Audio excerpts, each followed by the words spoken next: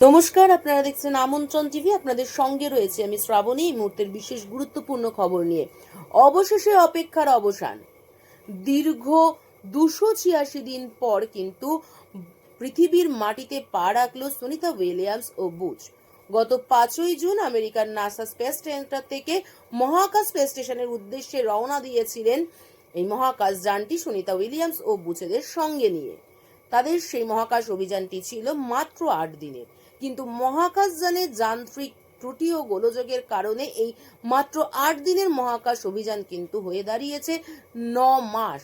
9 মাস পর তারা পৃথিবীর মাটিতে সফলভাবে অবতরণ করল। আমেরিকার যে ফ্লোরিডা উপকূল রয়েছে, সেই ফ্লোরিডা উপকূলে অবতরণ করলো নাসার স্পেস এক্স এর ক্রু 9। আটলান্টিক মহাসাগরের বুকে তারা কিন্তু মহাকাশ যেটি তারা ছিলেন সেটি কিন্তু সফলভাবে অবতরণ করলো। একে একে 4 জনকে কিন্তু বের করা হলো এবং তাদেরকে সাহায্য করতে বা তাদেরকে সহযোগিতা করতে কিন্তু সেখানে উপস্থিত ছিল আমেরিকার নৌসেনা বাহিনী।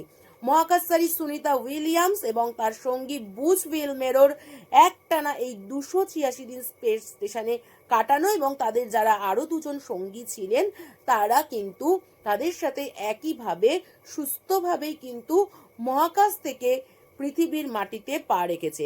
বুধবার ভোর 3:30 নাগাদ ফ্লোরিডার উপকূলের কাছে অবতরণ করে এটি এবং ভারতীয় সময় 4:22 কিন্তু সুনিতা উইলিয়ামস বেরিয়ে আসেন স্পেসে যেই মহাকাশ যানটি রয়েছে সেখান থেকে। এবং তারা যে তাদের নার্ভটাকে স্ট্রং রেখে, তাদের মনকে শক্ত করে এবং মানসিক স্থিতির সন্তুলনকে শক্ত রেখে যে তারা এই যে অভিযানটি সফল করেছে তাটা তাদের দেখলেই বোঝা যাচ্ছে। কারণ তারা যখন একের পর এক বেরিয়ে আসছিলেন মহাকাশ যানের থেকে তখন কিন্তু তাদেরকে হাত নাড়তে দেখা যায়, অর্থাৎ সুনিতা উইলিয়ামস, বুচ উইলমেরও কিন্তু হাত নাড়তে নাড়তে সকলের উদ্দেশ্যে কিন্তু তারা বেরিয়ে আসেন।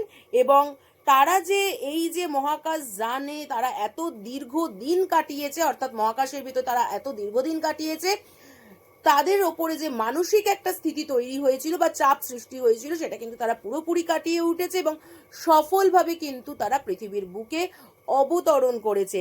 নাসার তরফ থেকে জানানো হয়েছিল যে এদিন অবতরণের সময় যে আবহাওয়া থাকা প্রয়োজন ছিল, আবহাওয়া কিন্তু অত্যন্ত অনুকূল ছিল, ফলে কিন্তু কোনো অসুবিধা তাদের হয়নি। এর আগে বহুবার তাদেরকে মহাকাশ থেকে পৃথিবীর মাটিতে ফিরিয়ে আনার চেষ্টা হয়েছে, কিন্তু বারবারই কিন্তু সময় পিছিয়ে গেছে।